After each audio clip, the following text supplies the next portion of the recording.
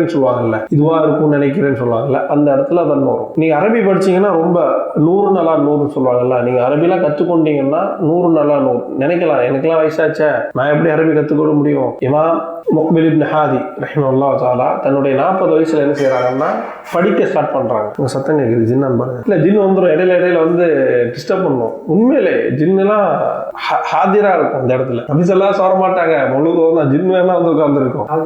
ஹாதிர்னா ஆஜரா இருப்பாங்க. நீங்க போனீங்கன்னா நபிசல்லா வந்திருப்பாங்க, முழுவதும் ஹாதிரா இருப்பாங்கன்னு சொல்லுவாங்க. என்ன சொல்றாங்கன்னா, கல்வியாக கற்றுக்கொள். ஏன் இமாம் அல் புகாரி ரஹ்மத்துல்லாஹி தஆலா அவங்களுடைய சஹீஹ் முஸ்லிம்ல ஒரு தலைப்பு போடுறாங்க. என்ன தலைப்பு?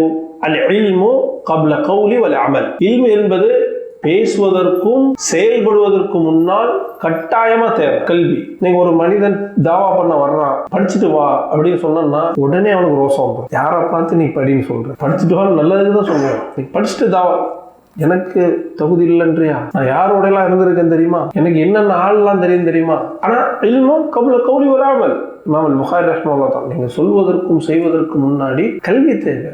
அது தீன்ல கட்டாயம் தேவை, குடும்ப வாழ்க்கையிலையும் கட்டாயம் தேவை. குடும்ப வாழ்க்கை நமக்கு எப்படி போகணும்னு நினைக்கிறீங்க? நீங்க கல்யாணம் முடிக்கிறதுக்கு முன்னாடி நினைச்சிட்டு இருந்த மாதிரியா குடும்ப வாழ்க்கை போகும்? கிடையாது. அது ஏன் கல்யாணம் ஆகாதவரு நீங்க எப்படி நினைச்சிட்டே இருக்கீங்க தெரியுமா? நமக்கு வர போற பொண்ணு எல்லாம் கொடுத்து வச்சாங்க நினைக்கிறீங்க தெரியுமா? அந்த மாதிரி அமையாது கல்யாணத்துக்கு அப்புறம். ஏன்னா முடிச்சவங்கள்ட்ட கேட்டுங்க, வரவங்களும் நினைப்பாங்க அந்த பொண்ணா இருந்தாலும் நமக்கு வர போற கணவனை கொடுத்து வச்சாரு. ஏன் தெரியுமா? நான் எல்லாத்தையும் விட்டு கொடுத்துருவேன் நினைக்கிறீங்க தானே? நீங்க நினைக்கிற நான் எப்படி சொல்றேன், அதான் சைக்காலஜி. நினைப்போம் வரப்போறவங்களாம் கல்யாணம் இல்லையா, சிரிப்போம் உங்களுக்கு. அப்போ நீங்க எல்லாம் கேட்டீங்க பக்கத்துல இருக்காள், நம்ம என்ன நினைப்போம் அதிகமா? மாஷா அல்லாஹ், நம்ம கற்பனையில ஓட்டம் நிறைய இருக்கும். வரப்போற பொண்ணு ஏன் தெரியுமா? நான் எல்லாத்தையும் விட்டு கொடுப்பேன், அவங்களுக்கு தேவையானதெல்லாம் பண்ணுவேன். ஆனா அப்படியே லைஃப் வந்து கல்யாணத்துக்கு அப்புறம் சேஞ்ச் ஆகும். காரணம் என்ன நினைக்கிறீங்க? இமாம் புகாரி சொல்றதா, அல் இல்மு கப்ல கௌலி வல் அமல். நீ கல்யாணம் முடிக்கிறதுக்கு முன்னாடி கல்யாண சம்பந்தமான விஷயத்தை நீங்க தெரிஞ்சு கொள்ளணும். எங்களுடைய உஸ்தாத் அடிக்கடி எங்களுக்கு வந்து சொல்லிக்கிட்டே இருப்பாங்க, நீங்க திருமணம் பத்தின ஒரு கல்வி இல்லாம திருமணம் முடிச்சு அந்த பொண்ணுடைய வாழ்க்கையை வீணாக்கிறாதீங்க. ஏன்? அந்த பொண்ணுக்கு எந்த நேரத்துல என்ன தேவை அப்படிங்கிறத நம்ம உணரணும். இப்போ நான் ஒரு வாரத்துல உங்களுக்கு கல்யாணம்னா உங்களுக்கு சந்தோஷமா இருக்குமா இருக்காதா? ஆனா பெண்ணுக்கு அப்படி இருக்காது தெரியுமா? உங்களுக்கு பயம்தான் இருக்கும். நீங்க அவங்களுக்கு பயம் இருக்குங்கிறத நீங்க முதல்ல உணரணும்.